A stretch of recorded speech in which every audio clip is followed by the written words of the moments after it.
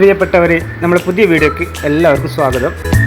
നമുക്കിന്ന് ഈ പുതുക്കി പണിത ഈ വീട് ഒന്ന് ഡീപ്പ് ക്ലീൻ ചെയ്ത് കൊടുക്കാനുണ്ട്.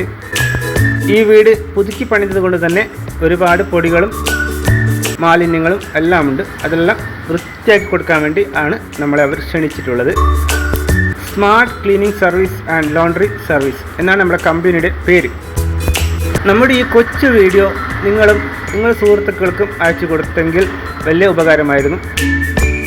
അവർക്കും അവർ പുതിയ വീടോ റിനോവേഷൻ ചെയ്തെങ്കിൽ അതിൽ ക്ലീൻ ആക്കണമെങ്കിൽ വലിയ പണിയുള്ള പണി തന്നെ. അപ്പോൾ അതിനുള്ള കറക്റ്റായ ആൾ കിട്ടാനുള്ള ബുദ്ധിമുട്ട് എല്ലായിടത്തും നേരിടുന്നുണ്ട്. ഈ മിനിയാതെ പോയ ഈ വീടിൻ്റെ ആൾക്കാരെ തന്നെ പറഞ്ഞു, ഇപ്പോൾ 2 ആൾക്കാരെ ഇവിടെ തന്നെ ആൾക്കാരെ കൊണ്ടുവച്ചെങ്കിൽ അവർ ഇത്ര ക്ലീൻ ചെയ്യാൻ അവരെ കൊണ്ട് പറ്റില്ല.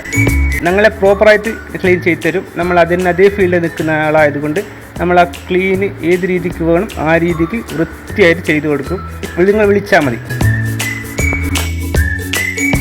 ഏകദേശം 5 വർഷം മുമ്പ് ഒറ്റ സ്റ്റാഫ്, അതായത് ഞാൻ മാത്രം ഒറ്റ സ്റ്റാഫ് കൊണ്ട് തുടങ്ങിയ കമ്പനി ഇന്ന് 12ഓളം സ്റ്റാഫ് ഉണ്ട്. അപ്പോൾ ഏത് സമയത്ത് വിളിച്ചെങ്കിലും ഞങ്ങൾ അതിനുള്ള റെസ്പോൺസ് തീർച്ചയായിട്ടും ഉണ്ടാവുന്നതായിരിക്കും. നിങ്ങൾ തന്ന ജോലി ആത്മാർത്ഥതയോടെ കൃത്യസമയത്ത് ചെയ്തു തരുന്നതായിരിക്കും. അപ്പോൾ നമ്മൾ ഈ വീടെല്ലാം മൊത്തം ഒന്ന് ക്ലീൻ ആക്കി കഴിഞ്ഞിട്ടുണ്ട്. കഴിഞ്ഞതിൻ്റെ വീഡിയോ നിങ്ങൾ ഇപ്പോൾ കണ്ടുകൊണ്ടിരിക്കുന്നത്.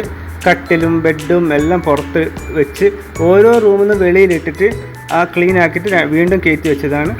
ഏകദേശം എല്ലാ സാധനങ്ങളും ഞങ്ങളെടുത്ത് ക്ലീൻ ആക്കിയിട്ട് രണ്ടാമത് വെച്ചതാണ്.